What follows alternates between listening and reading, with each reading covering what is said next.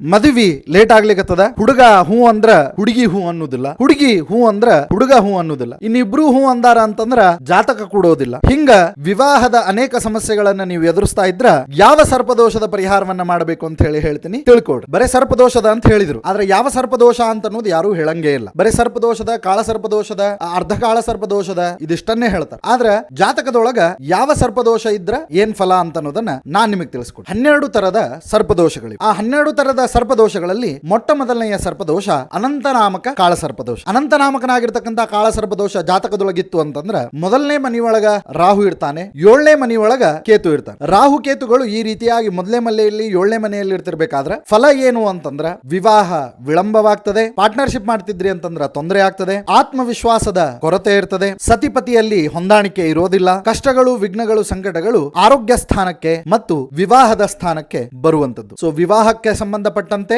ಆರೋಗ್ಯಕ್ಕೆ ಸಂಬಂಧಪಟ್ಟಂತೆ, ಆತ್ಮವಿಶ್ವಾಸಕ್ಕೆ ಸಂಬಂಧಪಟ್ಟಂತೆ, ವಿವಾಹ ವಿಳಂಬಕ್ಕೆ ಅನಂತನಾಮಕನಾಗಿರ್ತಕ್ಕಂತಹ ಕಾಳ ಸರ್ಪದೋಷದ ಪರಿಹಾರವನ್ನ ಮಾಡಿಕೊಡ್ರಿ. ಬರುವ ಆಗಸ್ಟ್ 17ನೇ ತಾರೀಕು ರಾಯರಾಯ ಕಲ್ಯಾಣ ಮಂಟಪ, ಶಂಕರಪುರ, ಬೆಂಗಳೂರಿನಲ್ಲಿ ನಾಗರ ಪಂಚಮಿಯ ನಿಮಿತ್ತಕವಾಗಿ ಆಶ್ಲೇಷ ಬಲಿ ಹಾಗೂ 12 ತರಹದ ಸರ್ಪದೋಷಗಳ ನಿವೃತ್ತಿ. ಕೆಳಗಡೆ ಕೊಟ್ಟಂತಹ ನಂಬರ್ಗೆ ಕರೆ ಮಾಡಿ ನಿಮ್ಮ ಸೇವೆಯನ್ನ ಹಿಂದೆ ಕಾಯ್ದಿರಿ. ಬರೇ ಸರ್ಪದೋಷ ಪರಿಹಾರ, ಶಾಂತಿ, ಆಶ್ಲೇಷ ಬಲಿ ಪೂಜೆ ಅಷ್ಟೇ ಆಗುವುದಿಲ್ಲ. ನಿಮ್ಮ ಹೆಸರಿನಲ್ಲಿ ಪರಿವಾರ ಸುಬ್ರಹ್ಮಣ್ಯ ದೇವರ ದೇವಸ್ಥಾನ, ವಿಶ್ವೇಶ್ವರ ನಗರ, ಹುಬ್ಬಳ್ಳಿ ಒಳಗ ಒಂದು ನಾಗರ ಮೂರ್ತಿಯ ಪ್ರತಿಷ್ಠಾಪನೆಯಾಗಿ ನಿತ್ಯ 2 ಹೊತ್ತು ಮಡಿಯಲ್ಲಿ ಪೂಜೆ ಕೂಡ ನಡೆಯುತ್ತೆ. ಈ ವಿಶೇಷವಾದಂತಹ ಅವಕಾಶವನ್ನ ಮಿಸ್ ಮಾಡ್ಕೋಬೇಡ್ರಿ.